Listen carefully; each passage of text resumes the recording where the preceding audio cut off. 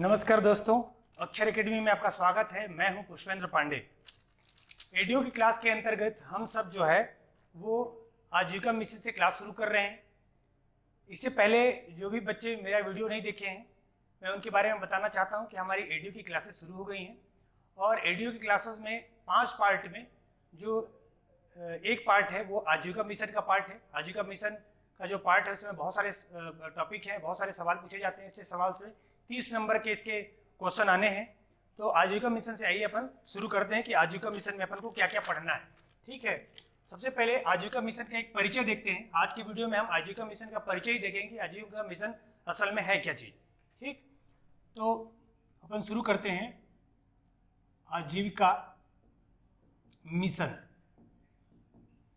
आजीविका मिशन को शॉर्ट में अपन कहते हैं NRLM। NRLM, ठीक। NRLM national rural livelihood mission. National rural livelihood mission इसका क्या है, पूरा नाम है। ठीक है, और इससे पहले कि अपन इसका वीडियो शुरू करें, मैं आपको कुछ जानकारी दे देता हूं कि हमारे यहाँ एडीओ की क्लासेस शुरू हो गई हैं और एडीओ के जो है एडीओ के 5 पार्ट में बटा हुआ है इसका सिलेबस। ठीक है, पहले पार्ट में जो है पंचायती राज, ये जो है पंचायती राज अधिनियम है, ये कितने नंबर का है, 30 नंबर का पूछेगा। आजीविका मिशन है, आजीविका मिशन जो है वो भी उससे जो है आजीविका संबंधित जो चीजें हैं वो भी कितने नंबर का पूछेगा, 30 नंबर का पूछेगा।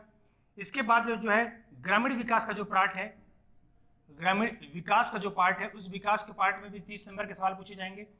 जीएस का पार्ट है, जीएस के पार्ट में संविधान और छत्तीसगढ़ और करेंट के पार्ट जुड़े हुए हैं। ठीक है, ये भी 30 नंबर का पूछेगा। और 5वां पार्ट है हिंदी का, और हिंदी का क्वेश्चन पूछा जाएगा 30 नंबर का। मतलब 30 नंबर के 5 पार्ट में बटा हुआ है और ये 150 क्वेश्चन के सवाल होंगे, 150 नंबर के सवाल पूछे जाएंगे 150 क्वेश्चन के। ठीक है, तो एडीओ के पोस्ट के लिए, एडीओ की पोस्ट जो है संभावित इसकी जो वैकेंसी आने वाली है अप्रैल के लास्ट में या मई के फर्स्ट वीक में आ जाएगी। मई तक इसकी वैकेंसी आ जाएगी। आपको कम से कम 3 माह पहले इसकी तैयारी करनी शुरू होगी। हमने जो इस तरह का प्लान बनाया है वो लगभग 3 महीने पहले अपन प्रयास कर रहे हैं कि अपन क्या जाए इसकी तैयारी लगभग अपन कंप्लीट करा लें। ठीक है, आजीविका मिशन से जो लोग भी एडमिशन लेना चाहते हैं, जो अभी जो वर्तमान में ऑनलाइन और ऑफलाइन दोनों बैच चल रही हैं। ठीक है, दोनों बैचें चल रही हैं हमारे। ये जो ऑनलाइन जो लाइव क्लास अगर करना चाहते हैं, वो इनकी दोनों क्लास है 11 से लेकर 12 के बीच में है। 11 से 12 के बीच में है। 5 पार्ट की हम इसकी तैयारी करवाएंगे आपको। ठीक है, और इन तैयारी का अगर जो भी बच्चा इसकी तैयारी करना चाहता है, पहले तैयारी करना चाहता है, उसके लिए तो आजीविका मिशन इसमें सबसे महत्वपूर्ण पार्ट है आजीविका मिशन का।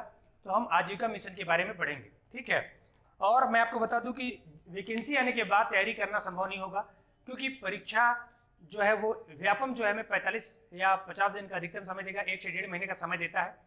उस कंडीशन पर हम क्या नहीं कर पाएंगे कि हम तैयारी के लिए बिल्कुल भी समय नहीं होगा। इसलिए बिना समय गंवाए आप सब क्या कीजिए, ऑनलाइन और ऑफलाइन जुड़ जाइए या खुद से तैयारी करने का प्रयास करते रहिए। अधिनियम को पढ़िए, आजीविका मिशन की चीजों को पढ़िए। इससे जो है आपकी तैयारी क्या हो पाएगी, बेहतर तरीके से हो पाएगी। ठीक है, आज अपन आजीविका मिशन के बारे में पढ़ रहे हैं। तो आजीविका मिशन NRLM मिशन के बारे में अपन पढ़ रहे हैं। उसमें कुछ चीजों को बात बताना चाहूंगा कि सबसे पहले आजीविका मिशन की शुरुआत कहां से होती है। आजीविका मिशन की जो शुरुआत होती है, यानी उत्पत्ति, इसकी जो उत्पत्ति है वो उसका मुख्य केंद्र जो है स्वर्ण जयंती ग्राम स्वराज रोजगार है, ग्राम स्वरोजगार योजना। ठीक है, जो स्वर्ण जयंती ग्राम स्वरोजगार योजना थी वो जो है 1 अप्रैल 1999 को ये प्रारंभ हुआ। ठीक, 1 अप्रैल 1999 को क्या प्रारंभ हुआ, स्वर्ण जयंती ग्राम स्वरोजगार योजना। किसके द्वारा, ग्रामीण विकास मंत्रालय द्वारा, ग्रामीण विकास मंत्रालय द्वारा। ठीक, ग्रामीण विकास मंत्रालय ने 1 अप्रैल 2019 को गरीबों को स्वरोजगार उपलब्ध कराने के लिए, किसको, गरीबों को स्वरोजगार हेतु, ठीक, ये योजना क्या की, प्रारंभ की। ग्रामीण विकास मंत्रालय द्वारा एक समिति गठित की गई। उस समिति का नाम था प्रोफेसर राधाकृष्ण समिति। प्रोफेसर राधाकृष्ण समिति ने जो स्वर्ण जयंती ग्राम स्वरोजगार योजना था, इस योजना को किसमें, आपका एनआरएलएम में बदलने का सुझाव दिया। मतलब आजीविका मिशन में बदलने का सुझाव दिया। आजीविका में वृद्धि करने के लिए, स्वरोजगार को बढ़ाने के लिए, गरीबों को दूर करने के लिए क्या किया, आजीविका मिशन एनआरएलएम की क्या की शुरुआत की। जो एनआरएलएम मिशन था वो भी किसके द्वारा संचालित हुआ, ग्रामीण विकास मंत्रालय द्वारा। क्योंकि ग्रामीण विकास मंत्रालय जो है पहले से स्वर्ण जयंती ग्राम स्वरोजगार योजना चला रही थी, इसलिए इसी मंत्रालय को इसकी जिम्मेदारी दी गई कि आजीविका मिशन योजना का भी शुरुआत कौन करे, एनआरएलएम की शुरुआत कौन करे, आपका इनके द्वारा, किसके द्वारा, ग्रामीण विकास मंत्रालय द्वारा। तो एनआरएलएम की शुरुआत 2010-11 के दशक में ये क्या किया, योजना प्रारंभ की गई। और ये योजना जो है वो 3 जून 2011 को ये योजना क्या हुआ, प्रारंभ हो गया। एनआरएलएम के रूप में स्वरोजगार के लिए, ग्रामीण व्यक्ति के लिए स्वरोजगार योजना के लिए क्या किया, 2011 में ये कर लिया गया।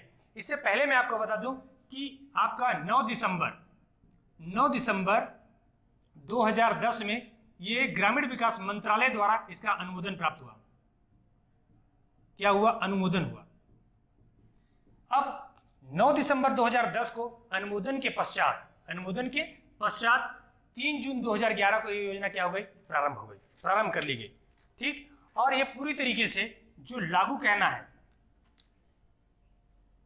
ये कब हो गया, 3 जून 2011 को ये लागू हो गया।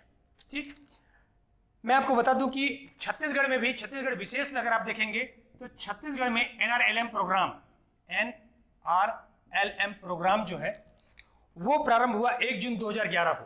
1 जून 2011 को, ठीक, 1 जून 2011 को एनआरएलएम प्रोग्राम छत्तीसगढ़ में भी प्रारंभ हो गया। और ये छत्तीसगढ़ में जो प्रारंभ हुआ वो पंचायती एवं ग्रामीण विकास विभाग द्वारा, पंचायत एवं ग्रामीण विकास विभाग द्वारा क्या किया गया, संचालित किया गया। एनआरएलएम प्रोग्राम ग्रामीण विकास मंत्रालय द्वारा, यहाँ पंचायत एवं ग्रामीण विकास जो विभाग है वो उनके द्वारा क्या किया गया, योजना को संचालित किया गया। इसके लिए छत्तीसगढ़ राज्य द्वारा मुख्यमंत्री की अध्यक्षता में, किसकी अध्यक्षता में, मुख्यमंत्री की अध्यक्षता में, मंत्री की अध्यक्षता में एक समिति गठित की गई और उस समिति का नाम था छत्तीसगढ़ राज्य ग्रामीण आजीविका संवर्धन समिति। छत्तीसगढ़ राज्य ग्रामीण आजीविका संवर्धन समिति।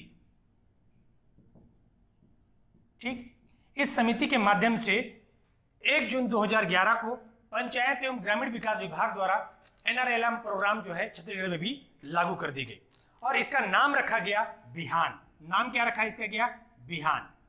बिहान का अर्थ होता है सुबह या सवेरा। ठीक, इसके अलावा इसका नाम रखा गया दीनदयाल उपाध्याय राज्य ग्रामीण आजीविका मिशन। दीन दयाल उपाध्याय राज्य आजीविका मिशन। ठीक है, ये छत्तीसगढ़ में इसका नाम रखा गया और छत्तीसगढ़ में किस नाम से जाना गया, इसे बिहान के नाम से जाना गया। ये योजना मुख्य रूप से किसके द्वारा संचालित है, विश्व बैंक द्वारा संचालित है। विश्व बैंक द्वारा संचालित है। ठीक, इसका जो फंड जो मिलता है वो कहां से मिलता है, विश्व बैंक के माध्यम से संचालित होता है। जो मैं आपको मोटे तौर पर बता दूं, आजीविका मिशन का जो मुख्य उद्देश्य था, मुख्य उद्देश्य में अगर देखा जाए तो ग्रामीणों की आय को बढ़ाना था, ग्रामीणों की क्षमता का विकास करना था। ग्रामीण की क्षमता, जो क्षमताएं होती हैं, उन क्षमता के माध्यम से उनका विकास करके उनकी आय को बढ़ाना था। इसके अलावा ग्रामीणों को यह कोशिश करनी थी कि उनकी वित्तीय सेवा तक उनकी पहुंच सुनिश्चित हो सके। वित्तीय सेवा कहने का मतलब है बैंकों तक सरल पहुंच हो सके और ग्रामीणों की क्षमता का उपयोग करना था। ये एक प्रमुख चीजें थी। सामूहिक क्षमता का विकास करना था, सामूहिक संसाधनों क्षमता का विकास करना था, जैसे सूचना ज्ञान, सूचना मतलब आपका इंफॉर्मेशन, ज्ञान मतलब बुद्धि कौशल बारे में, और इसके बाद कौशल और संसाधनों, इनका इस्तेमाल करते हुए गरीबों के जो है वो क्या करना था, उनका आय बढ़ाना था, उनको गरीबी रेखा से ऊपर उठाना था। इसके अलावा महिला सशक्तिकरण, महिलाओं को समूह का निर्माण करके महिलाओं को भी सशक्तिकरण करने का और आपका जो है आजीविका में महिलाओं को स्थान देने के लिए ये प्रोग्राम लॉन्च किया गया। इसके ये प्रमुख इसके उद्देश्य थे। तो ये था आजीविका मिशन का परिचय। मैं फिर से आप लोगों को बताना चाहूँगा कि आप लोग जल्द से जल्द जुड़ जाएं। जिन भी लोगों को तैयारी करना चाहते हैं, जो भी लोग तैयारी करना चाहते हैं और जो भी इस समय यूट्यूब पर मुझे देख रहे हैं, उन लोगों से मैं कहूँगा कि समय पर आप तैयारी करना शुरू करें, क्योंकि वैकेंसी आने के बाद इसकी कोई समय नहीं होगी। और वैकेंसी आने के बाद बहुत ज़्यादा क्या होता है, प्रेशर होता है। तो ऐसे कंडीशन पर आप क्या करते हैं, रिवाइज नहीं कर पाते हैं, क्वेश्चन हल नहीं कर पाते हैं।